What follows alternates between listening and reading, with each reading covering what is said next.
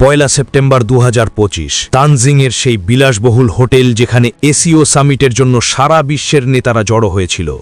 বাইরে পরিবেশ একেবারে শান্ত ছিল, কিন্তু ভেতরে এমন এক আগুন জ্বলছিল যার আঁচ সরাসরি হিন্দুস্তানের হৃদয় পর্যন্ত পৌঁছাতে চলেছিল। প্রধানমন্ত্রী নরেন্দ্র মোদী তার ঘর থেকে বেরিয়ে আসেন।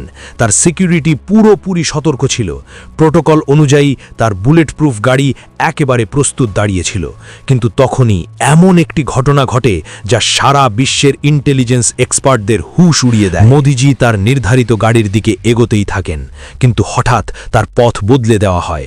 তার চারপাশে রুশ গুপ্তচর সংস্থার অফিসাররা একটি শক্ত ঘের তৈরি করে এবং পরের মুহূর্তেই প্রধানমন্ত্রী মোদী নিজের গাড়ি ছেড়ে রাশিয়ার প্রেসিডেন্ট ভ্লাদিমির পুতিনের আল্ট্রা হাই সিকিউরিটি লিমোজিনে উঠে বসেন। এটি কোনো ছোট ঘটনা ছিল না। এক দেশের প্রধানমন্ত্রী অন্য দেশের প্রেসিডেন্টের গাড়িতে, এমন ঘটনা কূটনীতির ইতিহাসে খুব কমই ঘটে।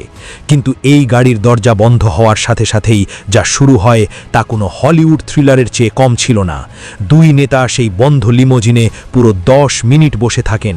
গাড়ি নিজের জায়গা থেকে এক ইঞ্চিও নড়েনি। শেষ পর্যন্ত গাড়ি সামনে এগোয়। ইন্টারনেটে ছবিগুলো আগুনের মতো ছড়িয়ে পড়তে শুরু করে। সারা বিশ্বের মিডিয়া চ্যানেলগুলো চিৎকার করতে থাকে যে দেখুন মোদি ও পুতিনের বন্ধুত্ব কত গভীর, দুজন একসাথে একই গাড়িতে যাচ্ছে। কিন্তু বন্ধুরা, সত্যি ছিল সম্পূর্ণ আলাদা। এটি বন্ধুত্বের প্রদর্শন নয়, বরং মৃত্যুর চক্রব্যূহ থেকে বেরিয়ে আসার শেষ চেষ্টা ছিল। যখন এই গাড়ি ভেন্যুতে পৌঁছায়, তখন আরেকটি এমন ঘটনা ঘটে যা সাধারণত একেবারেই অসম্ভব। ভেন্যুতে পৌঁছানোর পর না মোদি গাড়ি থেকে নামেন, না পুতিন।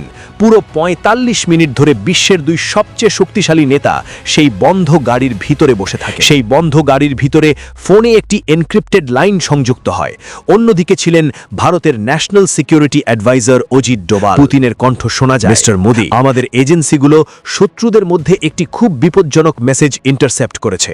আপনার গাড়ি সুরক্ষিত ছিল না, বিপদ একেবারে মাথার উপর ভাসছিল। মোদিজি একেবারে শান্ত কিন্তু দৃঢ় কণ্ঠে জিজ্ঞেস করে, ডোভাল সাহেব, রিপোর্ট কি? সেখানে আসলে কি হচ্ছে? ডোভাল উত্তর দেয়, প্রধানমন্ত্রীজি, শত্রু সিংহের মুখে হাত দেবার সাহস দেখিয়েছে। বিপদ সেখানে এসসিও সামিটে নয়, বিপদ আমাদের প্রতিবেশে বসে আছে। একটি খুব বড় অ্যাসাসিনেশন প্লট ইন্টারসেপ্ট হয়েছে এবং এর সূত্র সরাসরি আমেরিকার সিআইএ এর সাথে যুক্ত। এটা শুনতেই গাড়ির ভিতরে নীরবতা নেমে আসে। সিআইএ বিশ্বের সবচেয়ে শক্তিশালী গুপ্তচর সংস্থা হিন্দুস্তানের প্রধানমন্ত্রীকে লক্ষ্যবস্তু করার চেষ্টা করছে। এই ষড়যন্ত্রের সূত্র বুঝতে হলে আমাদের একটু পিছনে যেতে হবে। ঠিক 27 অগস্ট 2025-এর সেই সকালটা, যখন প্রতিবেশী দেশ বাংলাদেশে ঢাকা শহরে এক অদ্ভুত চাঞ্চল্য ছিল। ঢাকার একটি অত্যন্ত বিলাসবহুল ওয়েস্টার্ন 5-স্টার হোটেল, সেখানে এক 50 বছরের লোক চেকিং করে। তার কাছে 3টি বড় বড় সুটকেস ছিল। এই লোকটির নাম ছিল টেরেন্স। দেখতে সে এক সাধারণ আমেরিকান ব্যবসায়ীর মতো লাগছিল। সে হোটেল স্টাফকে বলেছিল যে সে একটি ব্যবসায়িক সফরে এসেছে, কিন্তু সত্যি হলো টেরেন্স কোনো ব্যবসায়ী নয়, বরং আমেরিকান গুপ্তচর সংস্থা সিআইএ এর একজন অত্যন্ত বিপজ্জনক এবং অভিজ্ঞ কোভার্ট অপারেটিভ ছিল। সে সেখানে কোনো ব্যবসায়িক চুক্তির জন্য আসেনি। সে সেখানে এসেছিল এমন একটি ষড়যন্ত্র বাস্তবায়ন করতে যা বিশ্বের মানচিত্র কাঁপিয়ে দিতে পারত। সেই 3টি বড় বড় সুটকেসের ভিতরে কোনো ব্যবসায়িক স্যাম্পল ছিল না। সেগুলোতে ভরা ছিল high tech electronics, encrypted communication device, সাধারণ মানুষের ভিড়ের মধ্যে লুকিয়ে থাকার মতো অস্ত্র এবং গোপন ব্লুপ্রিন্ট। টেরেন্সের কাজ ছিল একটি কমান্ড সেন্টার প্রতিষ্ঠা করা। সে সেখানে বসে এমন একটি স্নাইপার টিম বা হিট স্কোয়াডকে নির্দেশ দিতে যাচ্ছিল যারা সেই এসসিও সামিটের আশেপাশে আগেই অবস্থান নিয়ে ফেলেছিল। টেরেন্স একেবারে সাপের মতো কুণ্ডলি মেরে বসেছিল, তার শিকারের অপেক্ষা করছিল। তার লক্ষ্য একেবারে পরিষ্কার ছিল, প্রধানমন্ত্রী নরেন্দ্র মোদীর অ্যাসাসিনেশন। এমন একটি আক্রমণ যা দেখতে কোনো টেররিস্ট অর্গানাইজেশনের কাজ মনে হবে, কিন্তু যার পেছনে মস্তিষ্ক থাকবে ওয়াশিংটনে বসে থাকা কিছু নোংরা উদ্দেশ্য সম্পন্ন লোকেদের। তারা ভেবেছিল বাংলাদেশে বসে এই অপারেশন চালানো সবচেয়ে নিরাপদ হবে, কারণ সেখানে সাধারণত কেউ সন্দেহ করবে না। কিন্তু তারা একটি জিনিস ভুলে গিয়েছিল, এটি সেই পুরনো ভারত নয়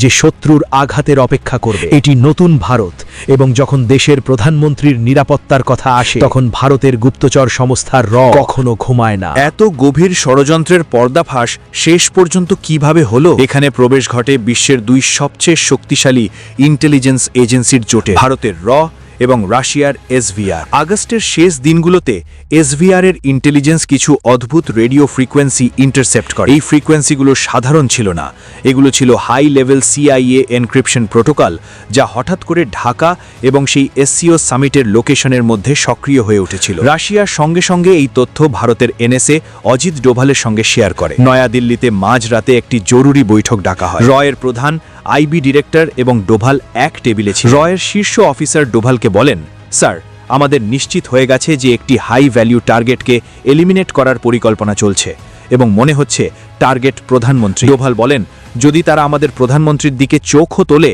আমরা তাদের এমন অবস্থা করব যে আগামী শতাব্দী পর্যন্ত তাদের আত্মা কেঁপে উঠবে। ডোভাল সঙ্গে সঙ্গে রাশিয়ান কাউন্টার পার্টদের সঙ্গে যোগাযোগ করে। এই কারণেই 1 সেপ্টেম্বর রাতে মোদিজিকে তার নির্ধারিত গাড়িতে বসতে দেওয়া হয়নি।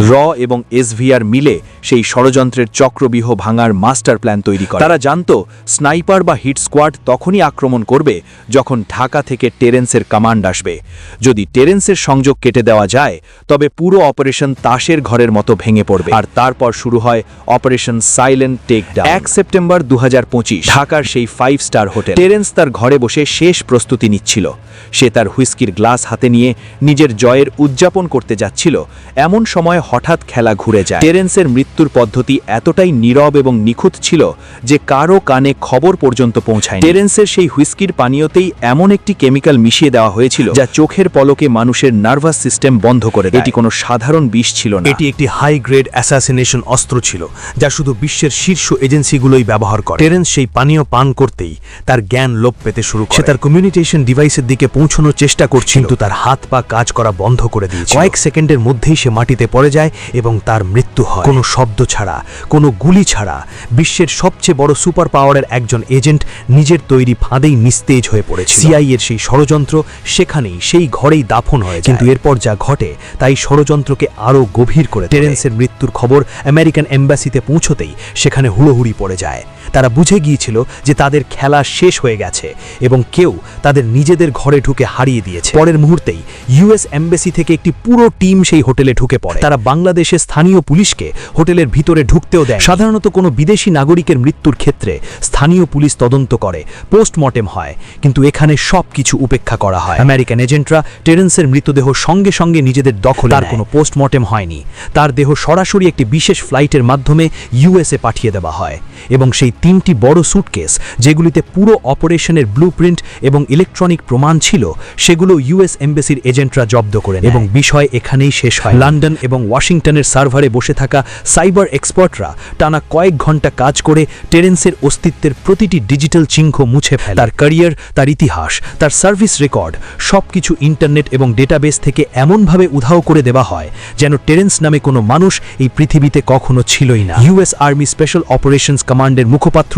1 সেপ্টেম্বর একটি অদ্ভুত বিবৃতি জারি করেন। তারা বলেন তাদের কোনো কমান্ড ইন্সপেক্টর জেনারেল মারা যায়। তারা দাবি করেন যে যার কথা বলা হচ্ছে সে যুক্তরাষ্ট্রে জীবিত এবং নিরাপদে আছে। 4 September lieutenant colonel Elliot Scott পর্যন্ত বলে দেন যে ঢাকায় তাদের কোনো চলমান অপারেশনই নেই। 2 সেপ্টেম্বর 2025 প্রধানমন্ত্রী মোদি সুস্থভাবে ভারতে ফিরে আসে। পরের দিন তিনি নয়াদিল্লিতে একটি বড় সেমিকন সামিটের মঞ্চে আসেন। যে প্রধানমন্ত্রী সব সময় তার ভাষণের শক্তি এবং আত্মবিশ্বাসে ভরপুর থাকে, সেদিন তার মুখে এক অদ্ভুত গাম্ভীর্য ছিল। মঞ্চে আসতেই যখন মানুষ তাকে স্বাগত জানাতে হাততালি দিচ্ছিল, তখন মোদিজি এমন একটি কথা বলেন যা সবাইকে অবাক করে দেয়। তিনি বলেন, আমি গত রাত্রেই জাপান এবং চীনের এই সফর থেকে ফিরে এসেছি। আমি গিয়েছিলাম বলে আপনারা হাততালি দিচ্ছেন, না আমি ফিরে এসেছি বলে হাততালি দিচ্ছি। এই লাইনটি নিয়ে ভাবুন, একটি দেশের প্রধানমন্ত্রী ভরা সভায় নিজের জনগণের কাছে জিজ্ঞেস করছেন, আমি জীবিত ফিরে এসেছি, এই কারণেই কি হাততালি পড়ছে? মোদিজি কখনোই তার শব্দগুলো এভাবে হাওয়ায় ছুড়ে দেন। তার প্রতিটি শব্দের পেছনে একটি গভীর বার্তা। এটি কোনো রসিকতা ছিল, এটি একটি বার্তা ছিল সেই শক্তিগুলোর জন্য যারা ওয়াশিংটন এবং বিশ্বের অন্যান্য জায়গায় বসে দেখছিল। এটি ছিল জানানোর একটি উপায় যে আমরা জানি তোমরা কি করেছো এবং আমরা তোমাদের কি অবস্থা করেছি। এবং এই ঘটনার পর প্রধানমন্ত্রী মোদির ভবিষ্যতের অর্ধেকেরও বেশি আন্তর্জাতিক সফর হঠাৎ করে বাতিল বা স্থগিত করে দেওয়া হয়। ইউনাইটেড নেশনস জেনারেল অ্যাসেম্বলির সেই অধিবেশন যেখানে মোদিজির বক্তব্য দেওয়ার কথা ছিল, সেটিও তিনি এড়িয়ে যান। গাজা পিস সামিট যেখানে মিশরের প্রেসিডেন্ট আসার কথা ছিল এবং মোদিজির যাওয়া নির্ধারিত ছিল, সেটিও তিনি এড়িয়ে যান। আসিয়ান সামিট যা কুয়ালালামপুরে হওয়ার কথা ছিল সেখানেও মোদিজি যান। তার বদলে অন্য প্রতিনিধিদের পাঠানো হয়। 1 মাসের মধ্যে এতগুলো বড় আন্তর্জাতিক প্ল্যাটফর্ম থেকে প্রধানমন্ত্রী সরে দাঁড়ানো, এটা কি শুধুই কাকতালীয় নাকি নিরাপত্তা হুমকি এতটাই বড় ছিল যে এজেন্সিগুলো কোনো ঝুঁকি নিতে চায়নি? এই পুরো ঘটনার পেছনে আসল উদ্দেশ্য কি ছিল? আমেরিকার মতো একটি দেশ যে ভারতকে তার স্ট্র্যাটেজিক পার্টনার বলে, সে কেন এমন নোংরা ষড়যন্ত্র করবে? এটি বুঝতে হলে